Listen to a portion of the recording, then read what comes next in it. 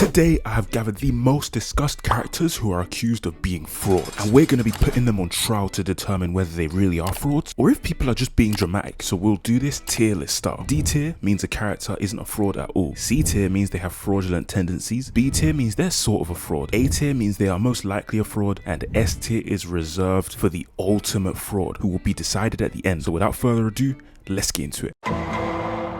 We cannot talk about frauds without bringing up the Immortal. This man has been catching so many strays online, and to be honest, most of them are valid, but there is definitely a lot of unfair criticism against him. I know I've made my fair few jokes in the past about Immortal, but today is the day I give him a fair trial. Firstly, the biggest criticism against the Immortal I see is that he simply cannot win any fights. He's always getting violated, brutalized, and decapitated in the most egregious of ways. Now, there is truth to this statement, but what people always leave out is that the majority of his fights are against people stronger than him. First with Omni-Man, then Omni-Man again when he got resurrected, then No Goggles Mark. Like, these are fights he really didn't have a chance of winning, but he showed up anyways. Someone who steps up to the call should at least be seen as courageous. We can't expect him to win fights where he's wildly outmatched. And in my opinion, there is a massive double standard I'm seeing, because Mark himself has had a fair share of fraud allegations for pretty much the same reasons, that he just can't win any fights. And again, in the major fights he was in, he was always outmatched. But all of a sudden, Mark has beat the fraud allegations by the end of season 3 after winning against Conquest. Let's be real for a second, he got hard carried by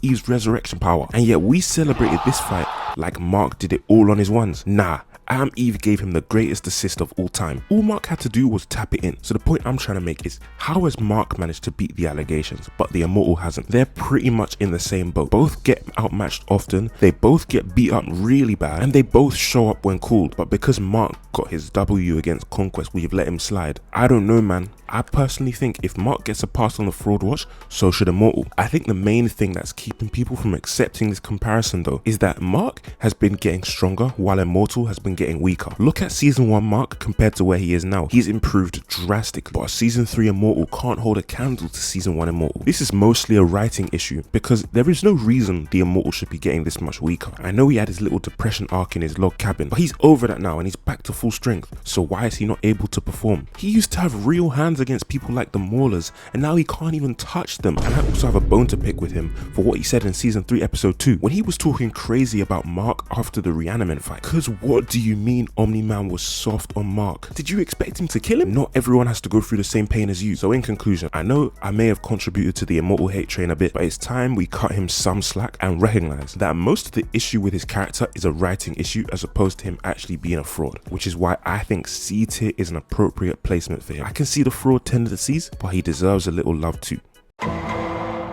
Now, it's been a while since I watched JJK, so I had to brush up on my knowledge for this one. For those of you who haven't watched it though, let me give you a quick debrief on the kind of character Megumi is. Imagine a character from a very powerful clan with a history of powerful sorcerers, and he himself has a very powerful ability known as the 10 Shadows, which lets him summon Shinigami. He also has one of the best teachers, so clearly he is built up to be a very strong character who fans expect big things from. But to put it simply, he falls very short of the expectations people have. The first issue fans take with Megumi is his initial and very concerning willingness to just kill himself at the slightest inconvenience. Basically, he can summon this one Shinigami called Maharaga, which is super OP, but he hasn't tamed it. So if he summons it, it's gonna kill him. So for something that's supposed to be your trump card, you shouldn't be so ready to use it. But in season 1 alone, he tries to suicide on 5 different occasions, and most of the time it wasn't even called for. Bro was really about to up Maharaga on Todo for what? Cause he was beating you up in front of us? Come on, man, have some composure. I'm just playing. I know he wasn't really gonna do it here, but let's look at his fight with Hanami instead. He was about to summon Maharaga without even really trying. That's his problem. We know how much potential he has, but it's like he chooses to act stupid. If you want to see a good example of someone truly using their last resort attacks, watch Chainsaw Man, because Aki and Himeno both show how it's done. But I'm willing to forgive him for this unreasonable suicide attempts in season 1, because at the end of the season, when he fought Fingerbearer, he cooked. Not only did he use Maharaga to bluff, but he was using his incomplete domain expansion. And in this fight, he shows that he does not always need to resort to his trump card to win against his opponents. So he had good character development here, finally learning his lesson to not be so quick to sacrifice himself. And if we look at the times he tried to summon Maharaga in season 2, both times were valid, as they were really last resort options for him. So even though he summons Maharaga against a bum, there's nothing to really complain about. But this is only one of the main issues people have have with him. The main issue is something he does in the manga, and although I know what he does, I don't want to spoil anything. So we will base his ranking off of just the anime alone, but I just want to let you know, if we were including the manga, boy, this ranking would look very different. Overall, he's more of a potential man held back by his mindset rather than a complete fraud. So he's getting C tier from me. I see the fraud tendencies.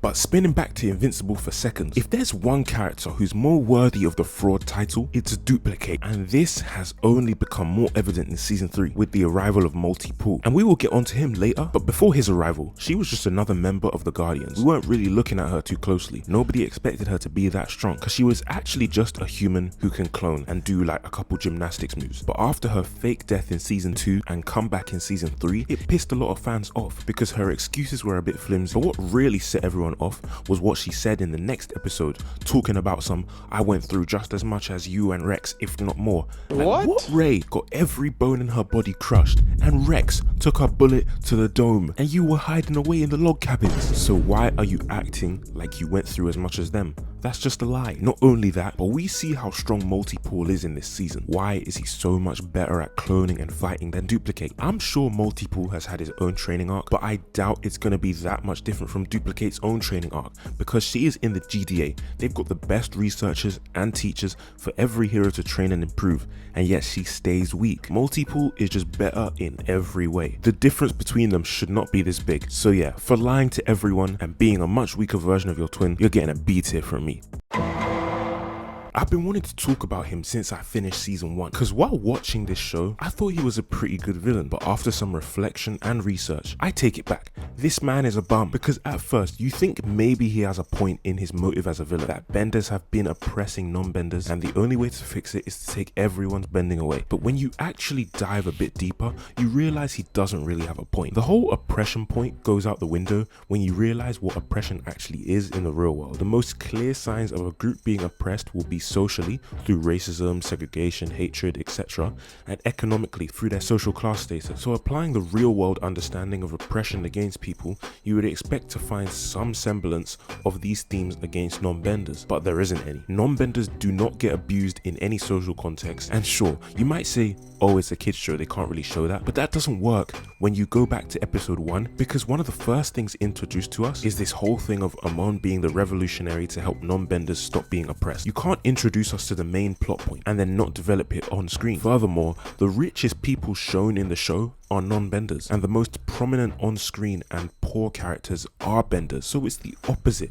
Benders are actually the ones who are poor. And what makes the political divide even more stupid is that after Amon is exposed for being a bender himself and his movement collapses, everyone just goes back to normal. I guess we're just forgetting the whole point of the protest after the leader died. That's not how protests work. When has that ever happened in real life? So for his bad motives as a villain and the fact that he is a bender himself, he's getting an A tier from me. He is very much a fraud villain with a fraud motive. Now, if you haven't watched One Punch Man, let me tell you about King. King, from the perspective of the characters in the show, is one of the strongest S-class heroes in the world. Nobody has ever seen him lift a finger, and yet somehow, some way, he has managed to beat every villain he has ever come across. They call it King style, where he can just stand there and a villain is gonna fold. Then he also has the King engine, which is his signal that he's about to go crazy, and if you don't run away, he's gonna get you. So all of the heroes, villains, and civilians in One Punch Man think King is just that guy. But what nobody knows, other than Saitama, is that King actually has no powers. He is literally just a regular guy with a scar on his face. That King style he has is just a bluff. He has just mastered his poker face so well that people think he's powerful. And that King engine is just his heart beating so fast because he's scared. The only reason he's in the position he's in is because of luck. Every time he beat a villain, Saitama was there to save the day. Now, I know some fans like to say, oh, King's real power is his luck stat, and being able to just pretend your way out of every situation is the real skill. And to be honest, I hear what you're saying, because King, despite his entire fame being built on lies, still manages to be a better hero than 99% of the heroes in the show. He doesn't care about fame or money. He just uses the reputation he stumbled into to stop fights before they start and to scare monsters into being better. And if that doesn't work, then usually Saitama bails him out. Still, he has some serious balls to do what he does, so I don't see King as a coward. It takes real guts to stand up to those dragon class monsters with no real power. He can't defeat them, but he takes them on anyway, even though he's absolutely terrified. King is a hero, so despite being one of the biggest frauds in anime, at least he uses his fraud identity for good. So for me, that makes him B tier. Reigen might just be my favorite fraud in anime. Reigen is the total opposite of Mob, the overly charismatic, sociable guy with no psychic powers. Now, although his whole business is a lie and he milks Mob like a psychic cow, there is value in his fraud status. Firstly, on his business ventures, I never really saw Reigen as a bad person. Even though his methods were sketchy, he took advantage of people's superstitions, but in doing so he actually helped them. He didn't sell fake spirit warding crystals. He gave healing spa treatments, for example, when people wouldn't go to the person they actually needed to because they thought they were under some kind of spiritual attack. He would step in and give them what they actually needed. Then Mob came around and he started taking actual psychic jobs. At first, to me, Reigen was just using a kid for his work and paying him crumbs for the job, but then there was actually so much more development to his character. Reigen was just fearless, even though he had no psychic powers. He genuinely cared about Mob, though sometimes he was just annoyed that he would miss work. The way he calmly entered Claw's hideout alone and commanded the whole place was cold from him. Sometimes he acted like a jerk, but I think that just came from his desire to keep Mob to himself. He didn't realize it, but he depended on Mob way more than Mob depended on him, since he was alone when Mob wasn't around. So to me, it's true that despite all, he is a great guy. Mob could have fallen into the hands of someone way worse, and I'm just glad that it was Reigen who found him. So if you're gonna have a fraud character, this is the best example of the kind of character they should really be. So I'll give him A tier, as his fraud status is massive, but it's executed in a great way. So in conclusion, you can see that being a fraud doesn't necessarily mean you are a bad character, because you can be a fraud and still have many great and redeemable qualities about yourself, and you can also use your fraud status for good. So who do I think is the best fraud? I have to give it to Reigen, because he uses his fraud status in a way that actually makes sense. Same with King as well. Although he ranked a bit lower on my list, he falls in that same category. Someone like Amon uses their fraud status to do terrible things, and his motives make no sense, which make him a bad fraud character. And then those who ranked low on the list just kind of had fraud tendencies, but seem to get labeled as frauds very harshly. But the lesson from this: don't always see someone who is a fraud as necessarily a bad character. Analyze how they actually use their fraud status to determine whether they really are a fraud or not, because that's what really matters in the end. But thank you guys for watching this video, and I will see you guys next time.